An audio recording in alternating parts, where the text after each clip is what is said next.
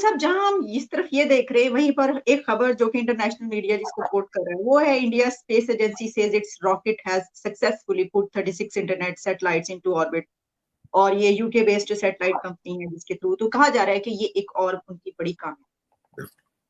देखिए देखिए मैं भारत के बारे में नहीं बल्कि पूरी दुनिया साउथ एशिया के बारे में पढ़ता रहता हूं। उसमें मैं आपको ये बताना चाहूंगा कि हैवीएस्ट पॉसिबल उन्होंने सैटेलाइट भेजा है, हैवीएस्ट पॉसिबल, जिसका 644 टन जिसका वेट, और उसमें 36 उन्होंने अपने सैटेलाइट भेजे हैं एक दफा में, जिसमें 2 सैटेलाइट जो है वो बर्तानिया से आए।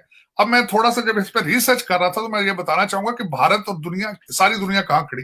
पाकिस्तान के 6 सैटेलाइट है, चाइना के 586 सैटेलाइट्स, कनाडा 76, यूके 436 और अमेरिका के 5417 satellites in the space. Bharat के 104 सैटेलाइट्स, आप 6 हैं, 104। अब थोड़ा सा मैं ये अर्ज ये करना चाहूंगा कि सैटेलाइट जो है ये इसको भारत को क्या फायदा होगा। भारत को सबसे पहले तो इन्होंने इसको कमर्शियल तौर पे भेजा। 1000 करोड़ इन्होंने बनाया इस एक सैटेलाइट से। उसके बाद जो मैं देख रहा था, इसका सबसे बड़ा फायदा ये होगा कि भारत के हर कोने में इंटरनेट जो है उनको अवेलेबल होगा। तालीम में पहले ही वो एक बहुत आगे है, खासकर इसमें कंप्यूटर में दे हैव ऑलमोस्ट मोनोपोली। दूसरा, इसके पीछे जो इसके मुहरकात हैं, उनकी स्पेस में जो उनकी एफिशिएंसी है, उसको डायरेक्टली रिलेट किया जा सकता है नासा के साथ, अमेरिका की नासा के साथ। इस वक्त अमेरिका के अगर आप गूगल करके देखें तो उसको चलाने वाले सारे इंडियन नजाद, सारे इंडियन ओरिजिन के लोग हैं। और वो सारे के सारे इसी, जिस तरह मैं आपको पहले हमेशा अर्ज करता हूं कि तकरीबन जो हमारे नई जो अमेरिकन ऑर्गेनाइजेशंस के सीईओ जो हैं, उसका डायरेक्ट फायदा भारत को होगा। बिल्कुल इसी तरीके नासा से सारी टेक्नोलॉजी और सारी चीजें वो भारत उससे मुस्तफीद हो रहा है। अब इंटरनेट की उनकी तालीम और ज्यादा बढ़ेगी, उनकी इकॉनमी पे असर पड़ेगा, उनके लोगों के ह्यूमन रिसोर्स, उनके एजुकेशन होगी पूरी दुनिया में, फिर वो भारतीय जाएंगे, भारतीय डायस्पोरा बनेगा और भारत का इन्फ्लुएंस दुनिया में मजीद बढ़ेगा इसी स्पेस की वजह से भी। इस ओर देखा जाए तो उसके बहुत लंबे जो लॉन्ग टर्म इसके इम्पैक्ट। और दूसरी तरफ अगर मैं ये, बल्कि मुझे अक्सर ये दोस्त कहते हैं कि क्रिटिक से बात ये होती, तकलीफ तो होती है कि आपसे पीआईए नहीं चल रही, आपने स्पेस में क्या जाना है। आप अमेरिका में बैन है बिल्कुल, यूरोप आप नहीं जा सकते। अकॉर्डिंग टू आपके मिनिस्टर सरवर खान साहब के बकौल, आपके 30% पीआईए के जो पायलट हैं उनके लाइसेंस ही जाली। तो स्पेस में आपने क्या करना है जब आप एयरलाइन एक नहीं चला सकते। मैंने जिस तरह की पैरासिटामोल आपके कंट्री में इस वक्त नहीं मिल पा रही, तो आप स्पेस में क्या करेंगे आप। और इस वक्त तो मैंने जिस तरह आपको अर्ज की है कि 4 करोड़ जो है लोग वो खुले आसमान के नीचे खड़े हैं, लेकिन रियासत मदीना के जो ठेकेदार हैं वो जलसों पे जलसे और सारी चीजें वो कर रहे हैं। और आज मैं इसको खासकर आपके हालात के ऊपर मैं 2 चीजें मेरे लिए आज बड़ी तशवीशनाक थी। एक चीज जो देखी, आपके 2 आसमा जो है आपकी जर्नलिस्ट, वो और खासकर आपके हामिद मीर साहब ने 2 प्रोग्रामों में आज उन्होंने तशवीशनाक चीज कही है कि मार्शल लॉ भी पाकिस्तान में लग सकता है। दूसरी साइड पे सैटेलाइट्स हैं, दूसरी साइड पर चीजें, और आप कंपेयर करें आप कहां खड़े हैं कि आपके नवंबर में जो एक अपॉइंटमेंट के ऊपर जो पिछले 4 महीने से डेडलॉक है, और वहां पे मार्शल लॉ भी लग सकता है। तो आपका कंपैरिजन कोई नहीं है। मैं हमेशा ये कहता हूं, अब इस पॉइंट में मैं आ चुका हूं कि आपका कंपैरिजन इस वक्त ना बांग्लादेश से है ना भारत से है।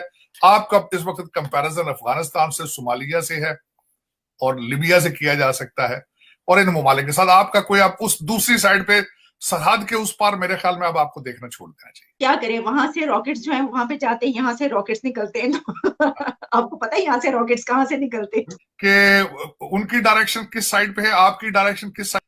और तैयारी कहते हैं बच्चों तैयारी करके बैठो, हमने ये करना है।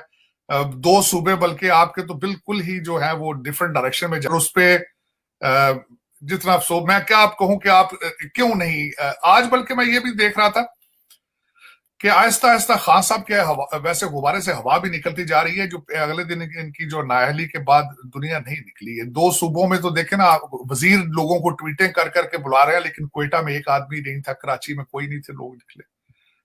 खान साहब को मुगालता था कि शायद ये लोग निकलेंगे बाहर, ये सारा कुछ होगा, लेकिन नहीं, परफॉर्मेंस नहीं खान साहब ने, बल्कि अगले दिन अब लोगों को कह रहे हैं जी, मेरे मेरे जो इन्फॉर्मेशन उसके हिसाब से अब एटीएम भी जो है वो स्लो होती जा रही है, क्योंकि जलसों में इन्होंने ज्यादा करके बर्न कर दिया अपने पैसे ज्यादा। इस वक्त लोग कंफ्यूज हैं। ये भी कहा जा रहा है कि वो लोग जो हैं, जिस तरह खान साहब की तरफ से ये भी स्टेटमेंट आई कि जो लोग हैं वो डरे ना, खौफजदा ना हो, लॉन्ग मार्च के लिए हम निकलेंगे और लॉन्ग मार्च के लिए निकले। तो उसमें ये भी कहा जा रहा है ना कि इमरान खान ये भी कह देते हैं ना, जैसे ही उनका कोई बंदा पकड़ा जाता है तो साथ ही सारा कुछ पहले ही पता चले ना चले वो बता देते हैं कि इसको तो बेचारे को ये करके मारा है, इसके तो साथ किया, तो लोग डर गए कि भाई उनके साथ ही हो रहा है तो हमारे साथ पता नहीं हम जाएंगे क्या हो। ये सारे साहब, इससे बढ़ के हम आगे निकलते हैं, जरा थोड़ा सा हम जरा यूके की तरफ हम रुख करते हैं। वहां पर एक बहुत अहम इलेक्शन आपने देख लिया कि वहां पे क्या हुआ, उस पर भी आपसे बात नहीं हुई थी भाई। ऐसा तो हिस्ट्री में पता नहीं कभी हुआ कि जो वहां पे प्राइम मिनिस्टर जो हमारी आई थी वहां की, उन्होंने जो किया। तो अब ये बात कही जा रही है कि जो नए कैंडिडेट्स हैं उसमें ऋषि सुनाक आगे आते हुए नजर आ। देखिए उसके बारे में 25 दिन उनकी प्राइम मिनिस्टर लास्टेड।